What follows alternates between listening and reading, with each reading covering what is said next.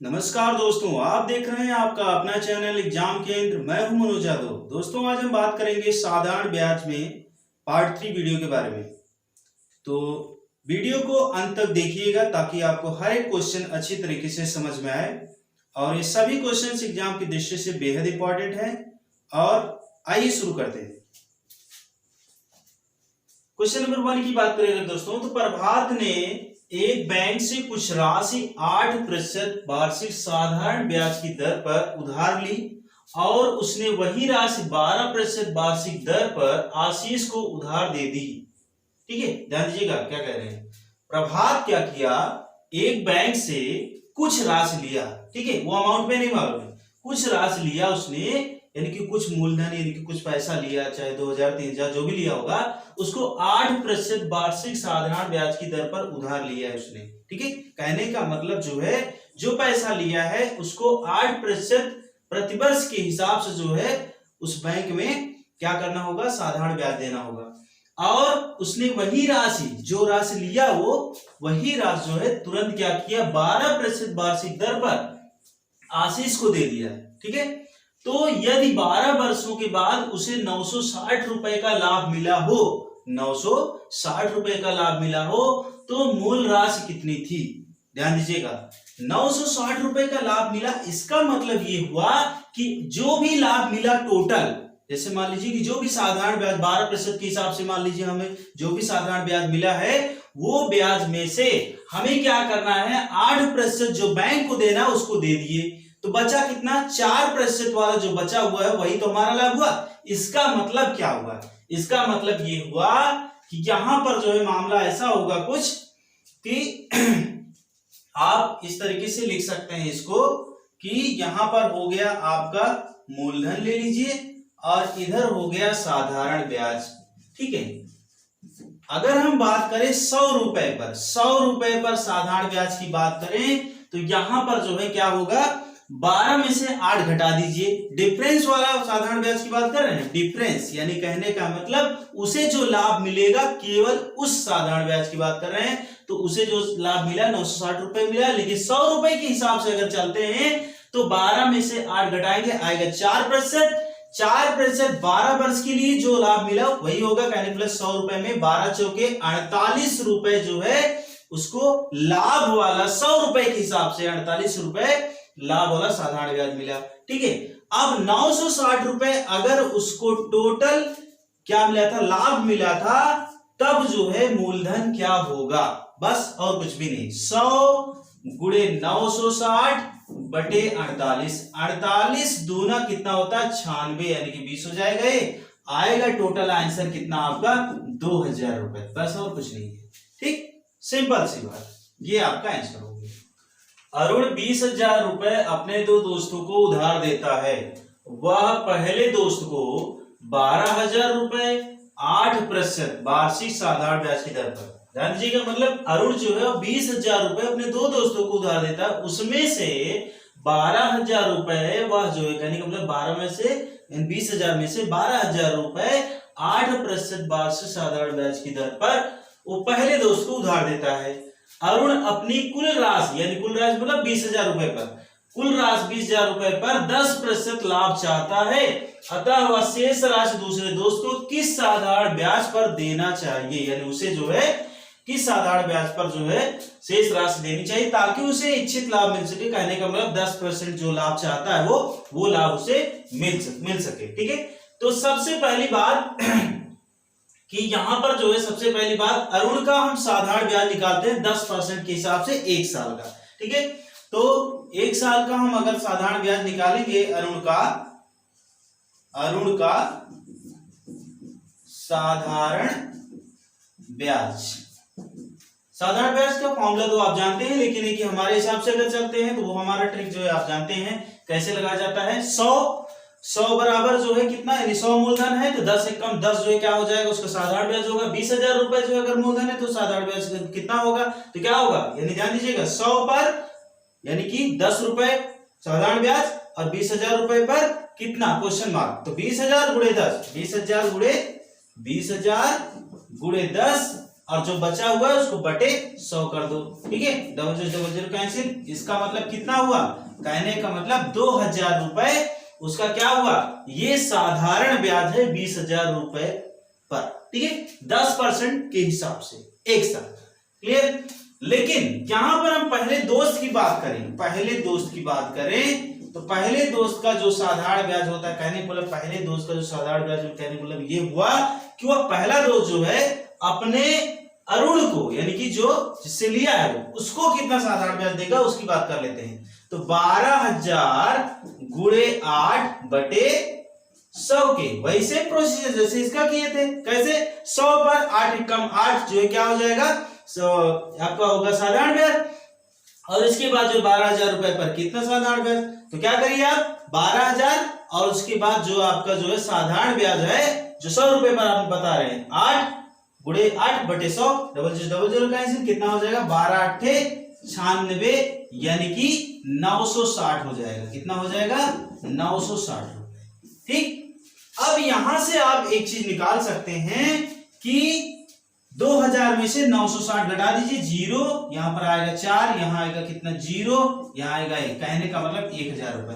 ये 1040 रुपए, ये 1040 रुपए क्या है, ये 1040 रुपए जो है ये दूसरा वाला जो दोस्त है, जो दूसरा वाला दोस्त है उसके लिए है ये। ठीक है, यानी उसका साधारण ब्याज है जो कि देना किसको होगा, उसको देना होगा अरुण को।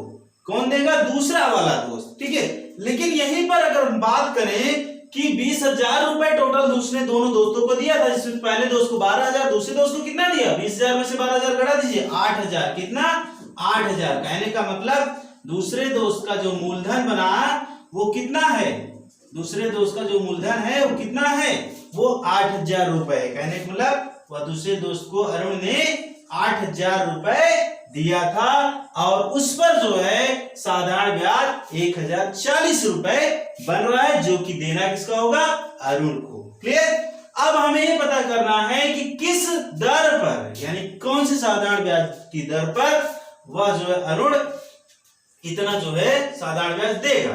तो चलिए निकाल लेते हैं। तो यहां लिखते हैं 8,000 रुपए बराबर कितना, 1040, जैसे कि आपको ट्रिक पता है, यहां पर मूलधन और यहां पर ब्याज।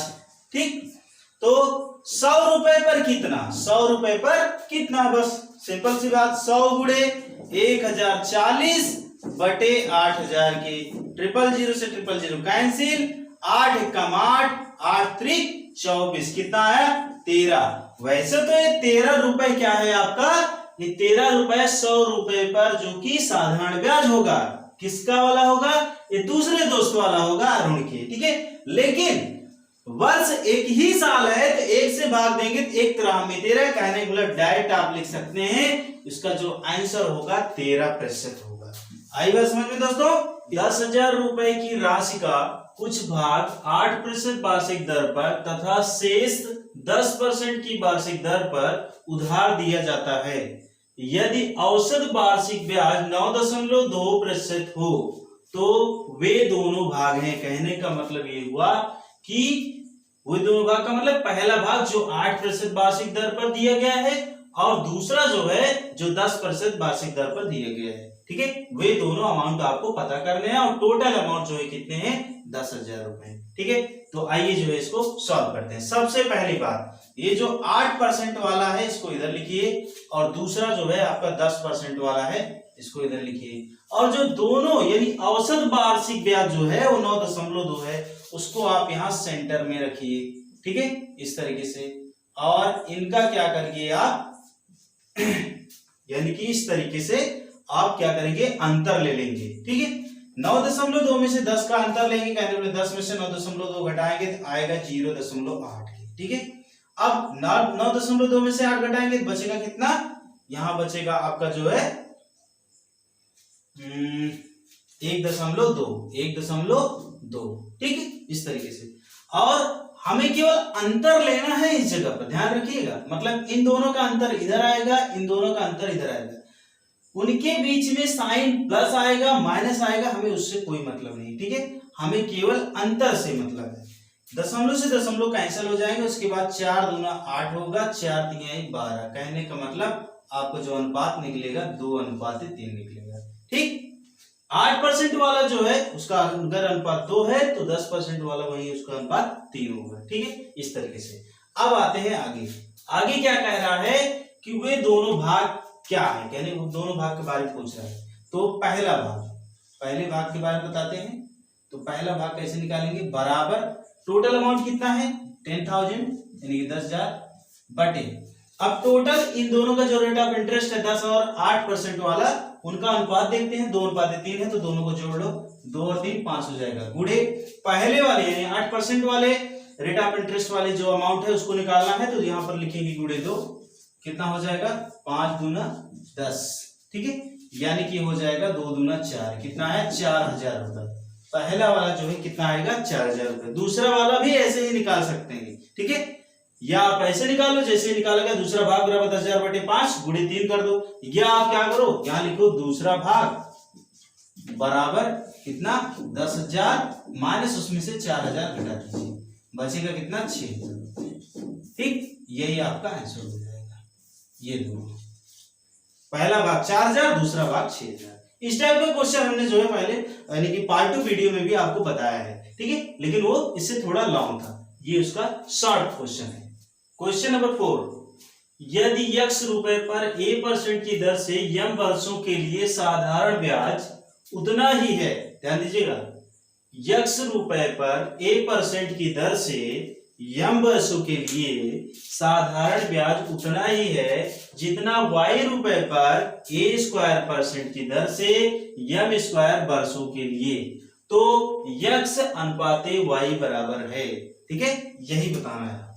तो साधारण ब्याज दोनों में बराबर है कह रहा है। ठीक है, साधारण ब्याज दोनों में बराबर। वैसे अगर सिंपल वे में अगर हम बात करें तो जैसा आप जानते हैं साधारण ब्याज बराबर मूलधन गुणे दर गुणे समय बटे 100, ये तो आप जानते ही हैं। ठीक है, अगर उसी को फॉलो करें तब भी जो है हम कैसे लिखेंगे, x गुणे a बटे a गुणे m बटे 100 लिखेंगे।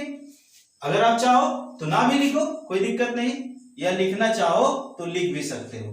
बराबर इधर ले लो, क्यों नहीं लिख सकते हो, क्योंकि a% इधर भी रहेगा, a% इधर, परसेंट से परसेंट कैंसिल हो जाएगा। ठीक है, तो दोनों कंडीशन में आप कैलकुलेट कर सकते हो, y गुणे a² गुणे m² बटे 100। ठीक है, 100 से 100 कैंसिल हो गया, बचा क्या बचा क्या आपका, यहां पर a से a कैंसिल हो गया, m से m a कैंसिल हो गया, एक m बचा हुआ है, ध्यान रखना। ठीक है, तो यहाँ क्या बचा, यहाँ केवल x बचा, x बराबर y गुणे a गुणे m। ठीक है, तो आप इसको लिख सकते हैं x अपॉन y, ये उधर हो जाएगा क्या, ऊपर बचेगा केवल am और इधर नीचे कुछ नहीं तो 1 हो जाएगा। तो आंसर आपका इस तरीके से निकलेगा x अनुपाते y बराबर am अनुपाते 1। ठीक है, am अनुपाते 1, यही आपका आंसर होगा दोस्तों। ठीक,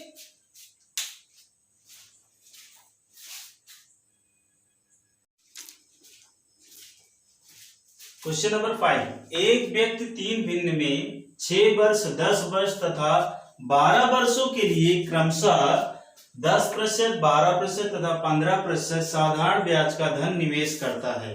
ठीक है, फिर से समझते हैं, एक व्यक्ति 3 भिन्न में, यानी कि 3 भिन्न का मतलब अलग अलग पार्ट में। ठीक है, 6 वर्ष 10 वर्ष तथा 12 वर्षों के लिए क्रमशः 10%, 12% तथा 15% साधारण ब्याज का धन निवेश करता है। प्रत्येक स्कीम के पूरा करने पर उसे उतनी ही राशि मिलती है। प्रत्येक स्कीम को पूरा करने पर उसे उतनी ही राशि वापस मिलती है। उसके निवेश का अनुपात क्या है, यानी कि किस अनुपात में उसने जो है निवेश किया था, ये 3 प्रकार से जो धन को निवेश किया उसने। तो आइए देखते हैं। सबसे पहली बात, जिसके बारे में जो धन तो 3 प्रकार से निवेश कर रहा है उस चीज के बारे में हमें नहीं पता है, तो हम पहले धन को x, दूसरे को y और तीसरे को z मान लेंगे। ठीक है, और सिंपल वे में लेकर चलेंगे। तो आइए शुरू करते हैं। पहला धन हो गया x, ठीक है, पहला पार्ट x इंटू, उसके बाद जो है आप ध्यान दीजिए यहां पर 6 दहम्मा 60, यानी कि पहले 6 वर्ष के लिए 10% साधारण वार्षिक ब्याज पर धन को निवेश करता है वो, तो धन है आपका x और उसके बाद जो है यहाँ पर कितना हो जाएगा, 6 दामा 60 हो गया आपका, क्या 60 हो गया यहाँ पर आपका साधारण ब्याज। ठीक है, तो मूलधन पूरे साधारण ब्याज डायरेक्ट हम पूरा कर ले रहे हैं। ठीक उसके बाद अगला अनुपात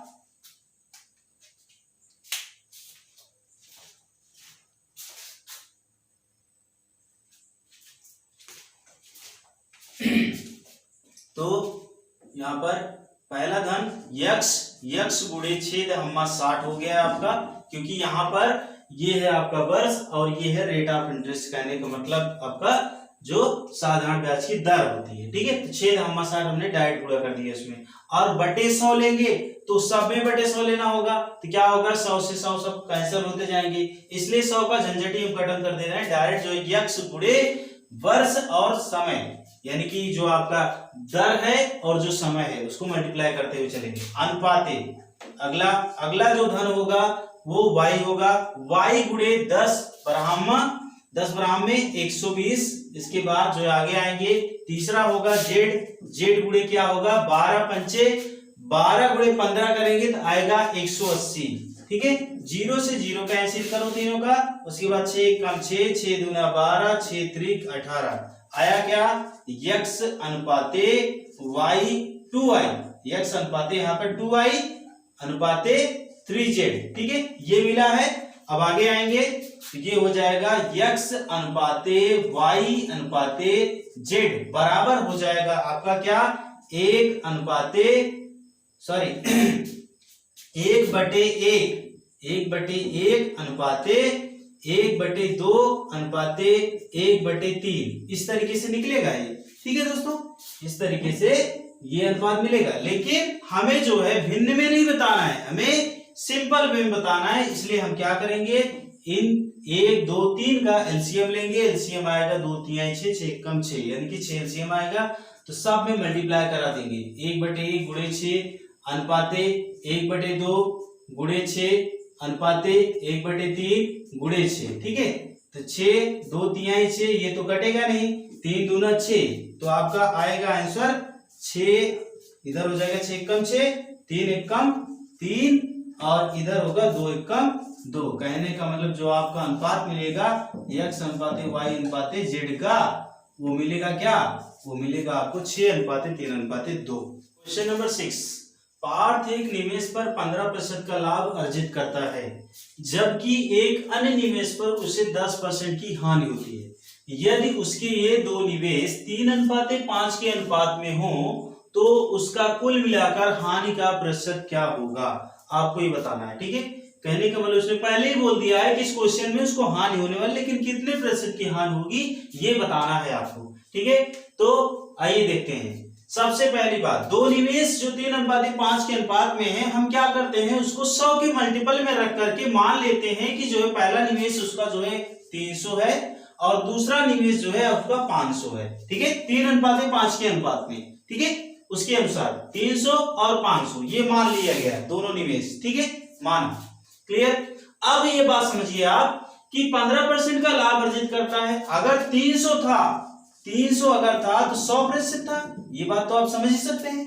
अगर जो 15% का लाभ अर्जित कर रहा है मतलब 115% होगा। कितना हो जाएगा, इधर क्वेश्चन मार्क क्रॉस गुणा करेंगे, 300 गुणे 115 बटे 100, डबल 0 कैंसिल। ठीक है, इसके बाद यहाँ गुणा कराएंगे, क्या होगा 3 × 5 = 15, हासिल 1, 3 × 1 = 3, 3 × 1 = 4, 3 × 1 = 3, कितना हो जाएगा 345। ठीक है, कितना होगा 345। ठीक, आगे आते हैं, यहां पर 500 है ये। ठीक है, ये 500 है तो 500 पर जो है यहाँ पर वो लिखेंगे 500 बराबर 100% के। अब जो है यहाँ क्या होगा 90%, कहने का मतलब 10% नुकसान हुआ है, तो कितना हो जाएगा ये हो जाएगा आपका 500 गुणे 90 बटे 100 के। ठीक है, डबल 0 कैंसिल, 9 × 5 = 45, कितना होगा 450 रुपए। ठीक है, ये 450 रुपए और इधर कितना हुआ 345 रुपए। ठीक है, अब क्या करेंगे, हम इन दोनों को ऐड कर लेते हैं और इन दोनों को भी ऐड कर लेते हैं, तो कितना हो जाएगा ये 800 हो जाएगा। और इसको भी देख लेते हैं कितना होता है, ये तो हो गया 800। ठीक है, ये कितना हो गया 800 हो गया। अब इन दोनों को जोड़ते हैं, 5 0 5, उसके बाद जो है 4 5 9, उसके बाद 4 3 7, कितना हुआ 7, ये है 795, ये है 800। आप देख लीजिए खुद ही 800 रुपए टोटल। जैसे आप ये कह सकते थे प्रॉफिट एंड लॉस की भाषा में कि 800 रुपए क्रय मूल्य हो गया, लेकिन 795 रुपए में दोनों वस्तुओं को बेच दिया गया। तो कितने रुपए की हानि हुई, 5 रुपए की हानि हुई। जो 5 रुपए की हानि हुई वही कितने परसेंट के बराबर होगा, यही बताना है आपको। ठीक है, तो आइए इसको यहाँ सॉल्व कर लेते हैं। तो ये हो जाएगा 800 बराबर जो है कितना, 800 बराबर 100% के, और यहाँ पर जो है 5 रुपए बराबर कितना प्रतिशत के। ठीक है, 5 गुणे 100 बटे 800, डबल जीरो कैंसिल होगा, बचेगा आपका 5/8%। ठीक है, यही आंसर होगा, जो कि इतने प्रतिशत की हानि हुई। ठीक है दोस्तों, तो आप सभी लोग इस वीडियो को अच्छे से देखिए, समझिए, और जो है सभी क्वेश्चंस साधारण ब्याज के सॉल्व करिए। आपके जो नोटबुक में जो क्वेश्चन हो उसको भी सॉल्व करिए इन जो है ट्रिक के अनुसार, क्योंकि आप जानते हैं हम जो है आपको बेस्ट से बेस्ट ट्रिक जो है मैथमेटिक्स में देते रहते हैं। तो आप सभी लोग प्लीज वीडियो को पूरा देखिए। अगर आपको वीडियो अच्छा लगे तो प्लीज वीडियो को शेयर करिए दोस्तों के साथ, और जो है अगर आप चैनल पर नए हो तो प्लीज चैनल को सब्सक्राइब कर लें और बेल आइकन भी प्रेस कर लें। ओके दोस्तों, धन्यवाद। जय हिंद, जय भारत।